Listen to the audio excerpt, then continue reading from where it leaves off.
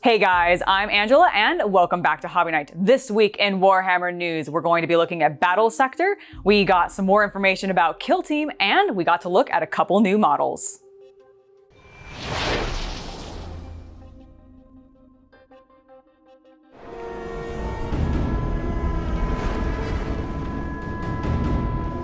Umies, eh? You lot ought to watch out. See, Mork and me, we's good mates, and he lets me understand things. The old words. That's why the war clans will do whatever Kragnos says. Or whatever I tell him he says. Anyway.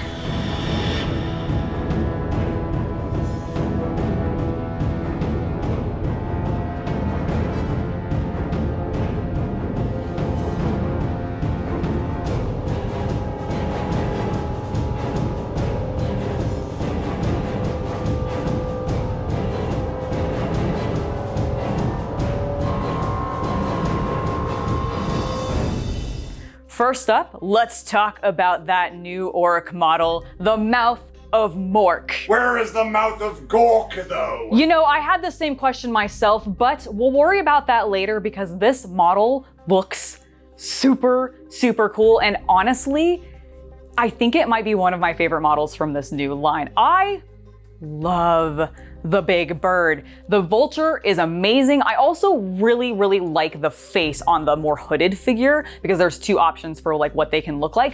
It looks super rad. I'm super into this. I can't wait to see it come out and pick one up for myself.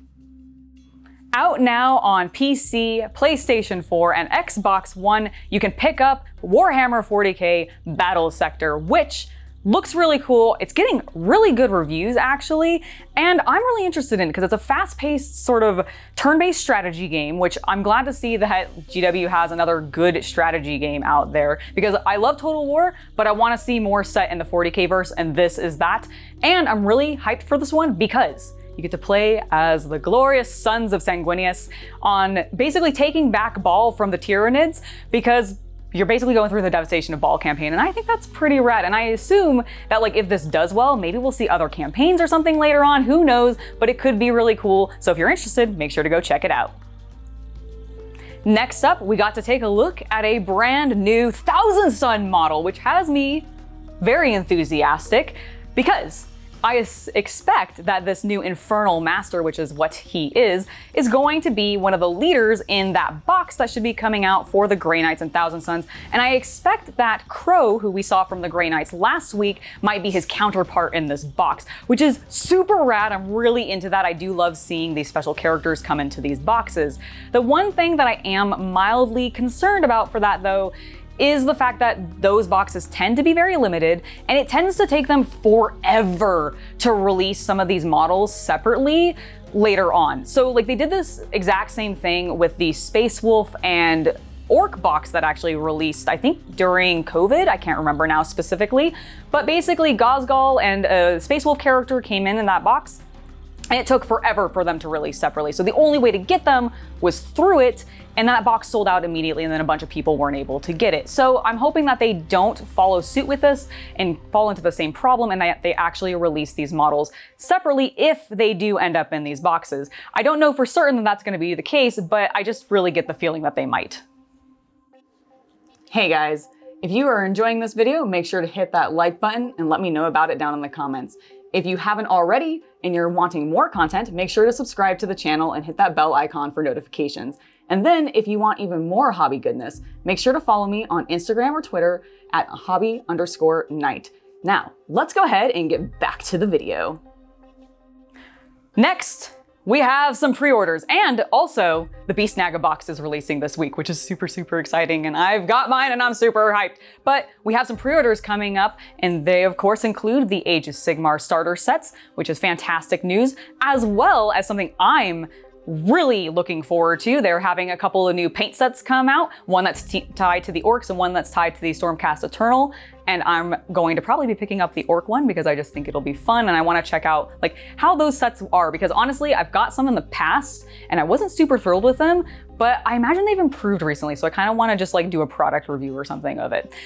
And there's also going to be 2 new models, which one of them is going to be a Stormcast Eternal, and his name is the Knight-Questor Dacian Anvil. I believe I pronounced that correctly. And then in addition to him, which he's going to be a limited time model, so if you want to grab him, make sure you try to get him when you can, because Only he's not 9 days. Only 9 days. It's going to be a very short period of time. But the one that has me way more interested is the fact that they're also releasing a re-release of a Necron Lord that's been updated, which I think is really cool. It's a Lord Hasmoteph, I believe. I'm probably butchering that. I do apologize. The Resplendent. I hope all of our Necron viewers are offended.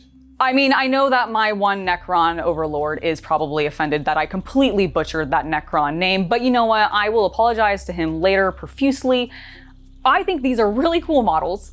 I'm super into them, and I hope that I can get a hold of that Necron one because I think it'd be interesting to add to our list. And finally, the big news this week. We got a bunch more information about Kill Team. Last week, we learned that, shooting's different, points aren't gonna be a thing, melee combat's different. We learned a little bit about action point limits, and they gave us a bit more information this week. First, they described that, in fact, most human and Xeno factions will be having 2, but the Astartes are in fact going to get 3, and the Custodes are going to get a whopping 4, which makes sense because I imagine they're probably not going to be able to bring like that many models. In fact, I think it's been confirmed to be only 2, but my goodness, that still feels like a lot. But you might be wondering, what can you use these action points for? Well, it's the stuff that you'd expect to be able to use it for. Movement, shooting, combat, charging. You can, of course, fall back, and these all have varying costs. Most of them are 1, falling back, I believe, costs 2. And then there's going to be a variable action that you can do that will be determined by your faction and what you're specifically running, because they're going to be unique actions to individual models. They're going to have different costs. And the thing that has me the most, curious about this particular thing is the fact that I'm wondering if Astartes and Custodes being allotted more action points, if they're gonna have special abilities that are super strong, but cost a lot to be able to do. I would find it really intriguing if the Custodes had an ability that you would only be able to do that one ability, but it costs 4. What would that be? I don't know. I don't think they're gonna do that. I feel like that would get disbalanced, but it'd be an interesting thing to see.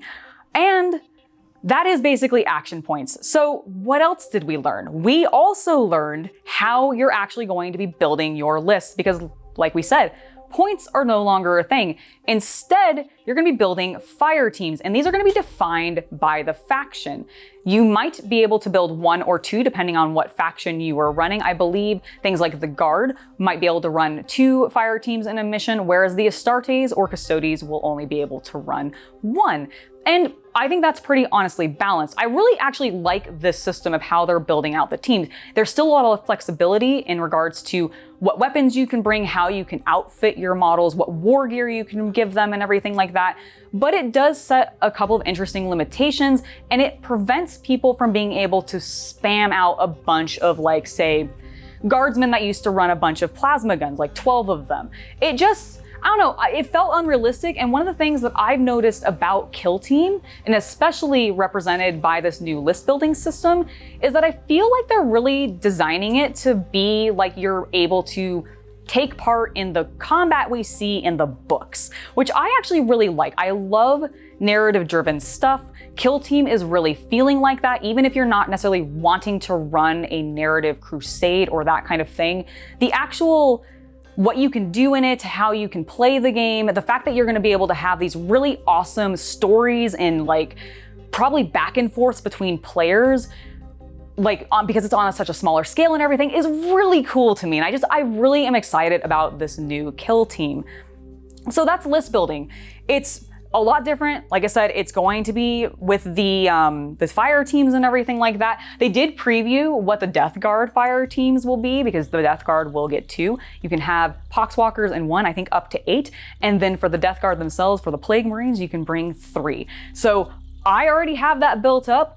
And actually painted and everything too. So I am totally ready to get started with this. I can't wait for the compendium to come out, which is the last thing that we need to talk about that they described in their articles this week for Kill Team. The compendium will be releasing alongside the Octarius box set, which is fantastic news. It means that everybody can get started playing in this new system immediately and at the same time, regardless of whether or not you're able to pick up that like that box and everything like that. Or if you don't want to play those particular factions, because let's face it, you may not want to run Orcs or the Astra Militarum. Maybe you want to run your 2 Custodes and go and wreck face, because oh boy, that actually sounds really fun, and it's one of the things that I'm actually looking forward to potentially doing. So we can get the compendium soon. They did preview a little bit about some of what is going to be in there. They talked a little bit about my boys, the Poxwalkers, which I was very excited to see that Disgustingly Resilient is back and normal in Kill Team, which is really fun. So it'll be cool to just be able to do that role again. They have 7 wounds, which is totally on point in Nurgle's number, so I appreciate that. I will say, although I appreciate having 8 models in my fire squad, I did find it a little weird that they didn't also go with 7 with that, because again, it's just so on theme. It would have been great. They also showed off the Dire Avengers for the Drukhari, and they have a really cool defense tactic, honestly, that looked neat. So that's kind of going into some of these abilities that you can spend your action points on. And they showed the Custodes, which has 18 wounds, a 2-up save, a 4-up invulnerable. Holy cow, the Custodes are going to be a beast, and it's going to be very interesting to see, like, going up against them. Every successful save saves 2 hits. Yeah, like, that is insane. They're just going to be so durable. I really want to fight with them against my Death Guard, because I don't know, I think it'd be really fun. I would just want to see how long we each can last. So Kill Team has gotten a bunch of news. As you guys know, I'm super hyped for it. I'm definitely going to be picking up the box and wanting to play it and everything like that. Let me know what you guys are thinking down in the comments about it, because I know there's probably going to be some mixed reactions, especially with the list building change. But I think it's a pretty rad change. It makes it feel more like a board game, and it really makes it feel different from Warhammer 40k, which I love. And that has been it for this week in Warhammer news. If you guys want to see me playing some board games, I would recommend heading over to the channel No Rules Barred and checking out the latest Blood in the Clocktower episode for Bad Moon Rising, because I play in it with all of those lovely folks, and it is a blast. I hope you guys enjoy watching it. Make sure to go check it out. But I have been Angela. You guys have been watching Hobby Night. I wanted to give a massive thank you to my patrons for going ahead and supporting us and making it so that we can make content like this for you guys. Thanks again for watching. Make sure to like, subscribe, and share the video if you've been enjoying our content. I've been Angela. I'll see you guys next time. Bye.